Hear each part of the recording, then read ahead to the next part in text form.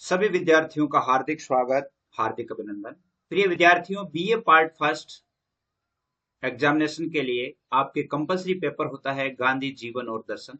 इसका दूसरा मॉडल आज हम पढ़ेंगे। इससे पहला मॉडल हमने 50 प्रश्नों का हल किया और आज भी हम लगभग 50 प्रश्न है वो हल करेंगे और इसमें मुख्य मुख्य प्रश्नों को देखेंगे। ये कंपलसरी पेपर है, चाहे आप बीएससी हैं, बीए हैं, चाहे आप बीकॉम हैं, सभी के लिए ये कंपलसरी पेपर निश्चित रूप से इसमें से 50 प्रश्नों का पेपर आता है। इसको पास करना अनिवार्य होता है।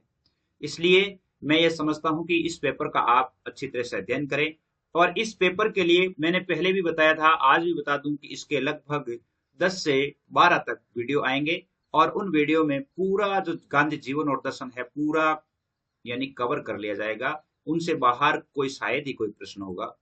एक और बता दूं कि जो विद्यार्थी यानी कॉलेज के लिए सर्वोदय एग्जाम की जो तैयारी कर रहे हैं उनके लिए भी ये थोड़ा इंपॉर्टेंट है, क्योंकि गांधी जी से संबंधित ही उनके प्रश्न पूछे जाएंगे, तो इनमें से प्रश्न आ सकते हैं। फर्स्ट ईयर में पढ़ने वाले बीएससी, बीकॉम, बीए सभी के लिए इंपॉर्टेंट है। अगर चैनल को सब्सक्राइब नहीं किया तो सब्सक्राइब जरूर कीजिएगा और बताइएगा जरूर कि आपको ये प्रश्न है वो कैसे लगते हैं। अर्थात इन प्रश्नों में आज मैंने थोड़ा प्रश्नों का रूप चेंज किया है, यानी जैसे वन लाइनर प्रश्न मैंने शुरू किए हैं। मैंने सोचा कि भाई जैसे मान लो अपन एबीसीडी वाले शुरू करेंगे, मल्टीपल चॉइस जो है एमसीक्यू यदि हम करते हैं तो उसमें थोड़ा टाइम ज्यादा लगता है। इसमें हम 50 प्रश्नों को शीघ्र ही हल कर लेंगे, एकदम हमारे दिमाग में भी बैठ जाएंगे। तो आइए आज के प्रश्नों को पढ़ करके देखते हैं कि कैसे प्रश्न आएंगे। एक और बता दूं, इस चैनल पर आपके लिए बीए फर्स्ट ईयर से बीए फाइनल तक की general Hindi, general English, Indian literature, political science, history, geography, sociology और कंपटीशन की क्लासेस, इसके अलावा पर्यावरण और कंप्यूटर जो है वो भी आपको करवाए जाते हैं। इनकी प्लेलिस्ट बनी हुई है, प्लेलिस्ट में जाकर के और आप उनको पढ़ सकते हैं। टेलीग्राम चैनल जो है उससे आप ऐड हो सकते हैं और टेलीग्राम चैनल का आपको लिंक बता दूं, आपको सर्च करके आप ये लिखेंगे यानी कॉलेज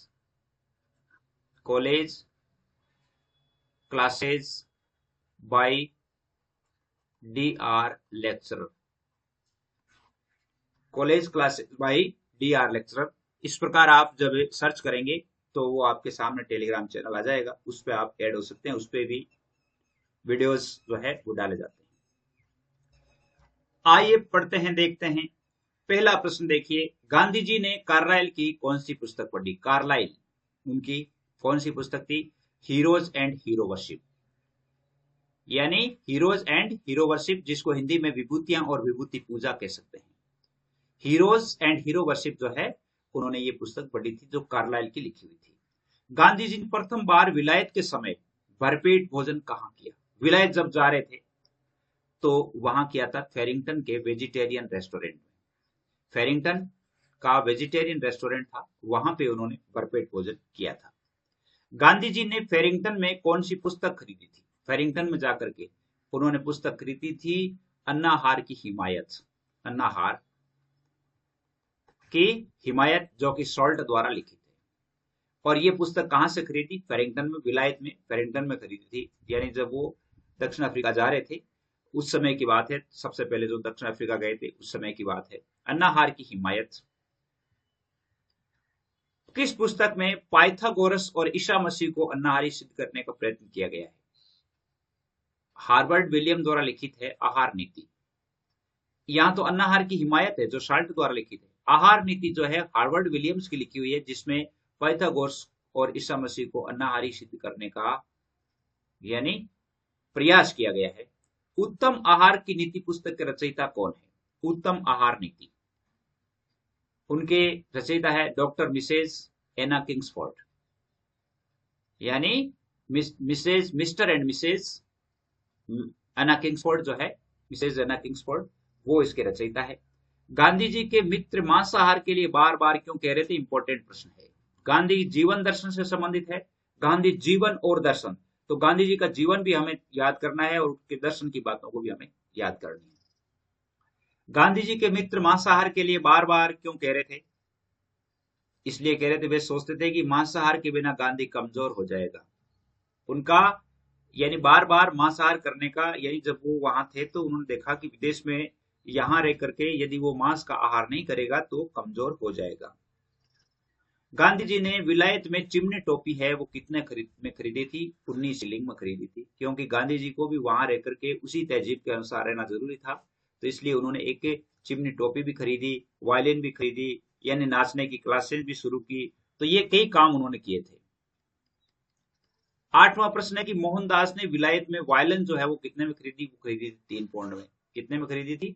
3 पौंड में। एक लाइन है, तुम बीए हो जाओ फिर आना, गांधी जी को यह है किसने कहा? और ये कहा था लेली साहब ने, जो एक माने जाने बैरिस्टर थे, उन्होंने कहा था। यानी गांधी जी जब बैरिस्टर बनकर के और उनके पास गए तब उन्होंने कहा कि तुम बीए हो जाओ फिर आना। मोहनदास गांधी इंग्लैंड में किस बस्ती में रहते थे? देखिए बहुत इंपॉर्टेंट है। मोहनदास गांधी जो है इंग्लैंड में कौन सी बस्ती में रहा करते थे? और वो रहते थे बेज वाटर में। कहां रहते थे? Beige water. एडविन अर्नाल्ड जो है वो कहां रहते थे? वो भी बेज वाटर में ही रहते थे। कहां रहते थे? वो भी बेज वाटर में रहते थे। गांधी जी ने एक हीरोज एंड हीरो वर्शिप पुस्तक में क्या पढ़ा था? यानी हजरत मोहम्मद का दृष्टांत। अगर यह प्रश्न आ जाता है कि हजरत मोहम्मद का दृष्टांत जो है उन्होंने कौन सी पुस्तक में पढ़ा, तो वो पढ़ा था हीरोज एंड हीरो वर्शिप पुस्तक में। हीरोज एंड हीरो वर्शिप जो पुस्तक थी उस पुस्तक में उन्होंने हजरत मोहम्मद का दृष्टांत पढ़ा था। 13वां प्रश्न है कि मेरे साथ तो तुम काफी बात कर लेते हो पर समिति की बैठक में कभी जुबान नहीं खोलते, ऐसा किसने कहा? और वो कहा था डॉक्टर ओल्डफील्ड। यानी ओल्डफील्ड के साथ जब गांधी जी बातचीत कर रहे थे तो गांधी जी उनके साथ खुलकर बात किया करते थे, लेकिन उन्होंने कहा कि तुम मेरे साथ तो बात करते हो लेकिन जब समिति की बैठक होती है तो उसमें तुम जुबानें नहीं खोलते हो।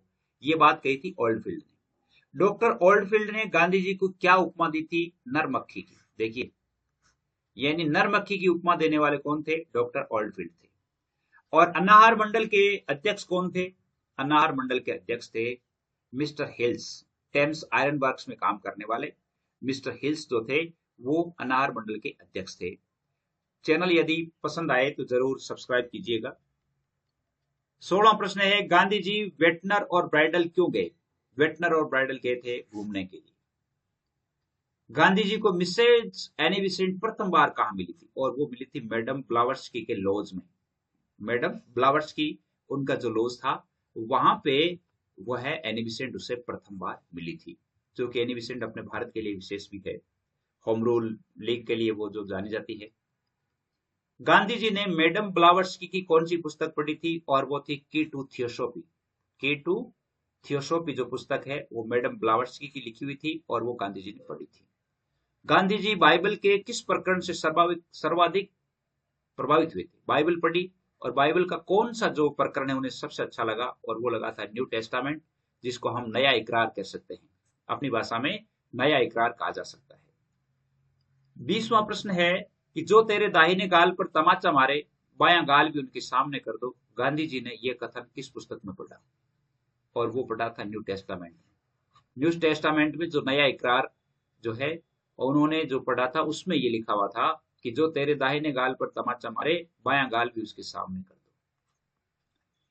21वां प्रश्न है कि विलायत में अन्नाहारियों का सम्मेलन कब और कहां हुआ? बहुत इंपॉर्टेंट प्रश्न है। 1890 में हुआ था पोर्ट्समouth में। विलायत में 1890 ईस्वी में पोर्ट्समouth में विलायत यानी अन्नाहारियों का सम्मेलन हुआ था। और पोर्ट्समouth को और किस नाम से जाना जाता है? खलासियों का बंदरगाह। अब देखिए, खलासियों के बंदरगाह के नाम से किस जगह को जाना जाता है? पोर्ट्समouth को जाना जाता है। गांधी जी के अनुसार मनोविकार रूपी मलों की शुद्धि के लिए रामबाण औषधि क्या है? हार्दिक उपासना।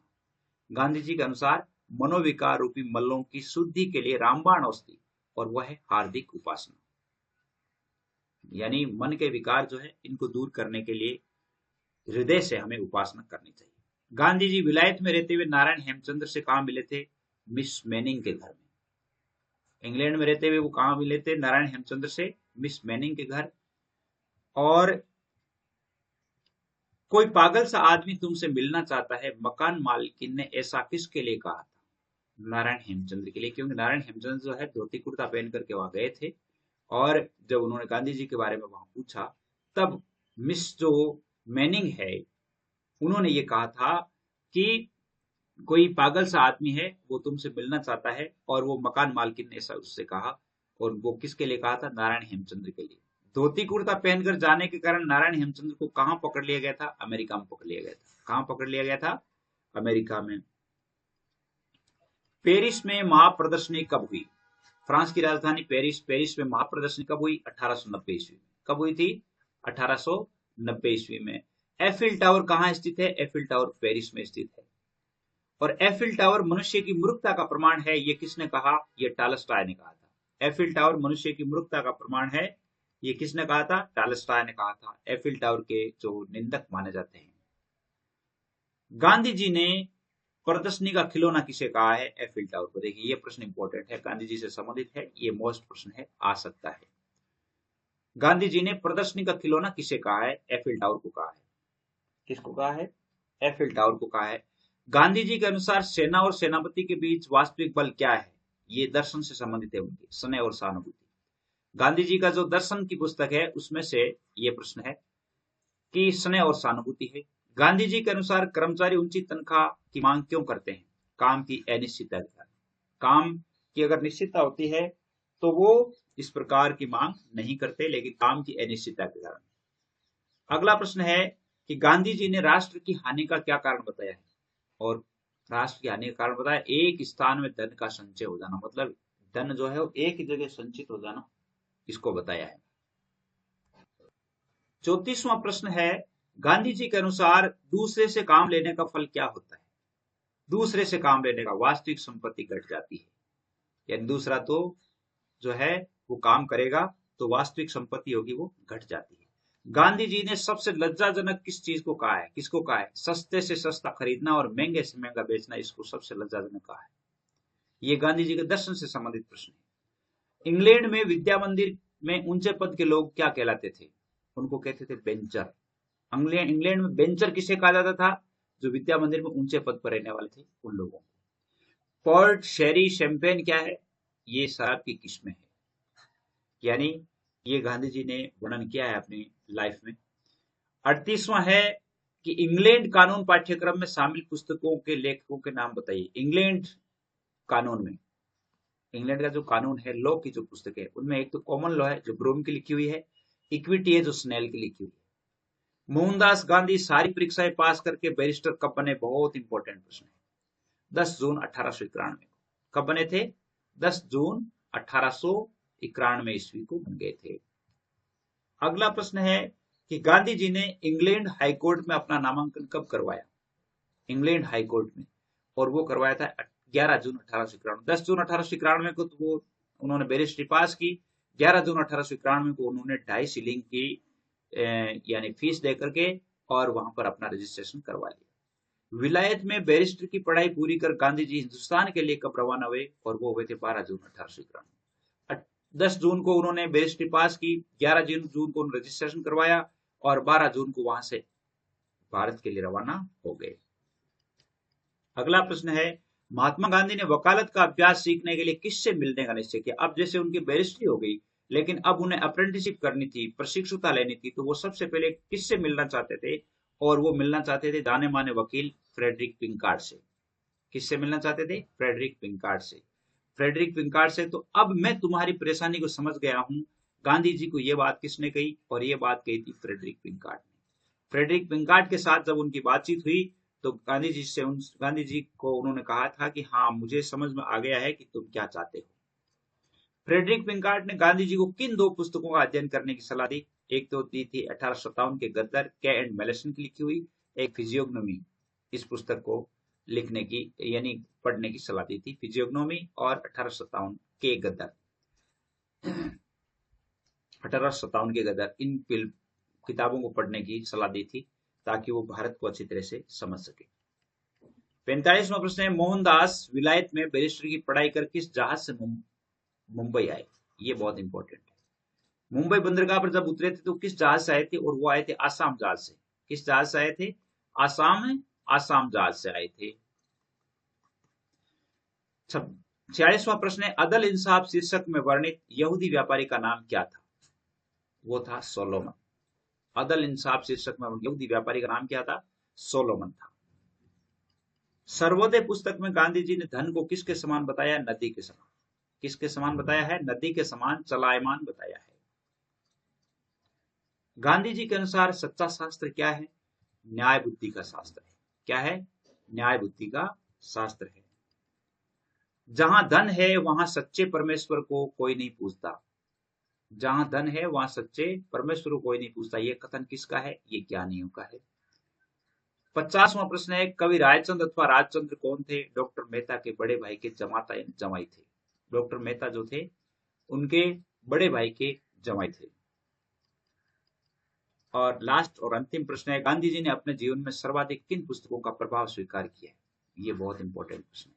टॉलस्टॉय की पुस्तक बेंकुट तेरे हृदय में, रस्किन की पुस्तक अनटू दिस लास्ट, जिसको सर्वोदय नाम से उन्होंने अनुवाद भी किया था। टॉलस्टॉय की पुस्तक है बेंकुट तेरे हृदय में, और एक सर्वोदय जिसका नाम से रस्किन की पुस्तक है अनटू दिस लास्ट। इनसे वो सबसे ज्यादा प्रभावित हुए थे। उम्मीद करता हूं कि आप इसमें गांधी जी के जीवन दर्शन से संबंधित सीख रहे हैं। 2 वीडियो हमारे पूरे हो गए हैं। तीसरा वीडियो जो है वो शीघ्र ही आने वाला है। 10 या 12 वीडियो आएंगे। 10-12 वीडियो में गांधी जी से संबंधित सारे प्रश्न है वो लगभग कवर हो जाएंगे। उम्मीद करता हूं आपको अच्छा लगा होगा, बताइएगा जरूर। और आज के लिए बस इतना ही। जय हिंद, जय भारत।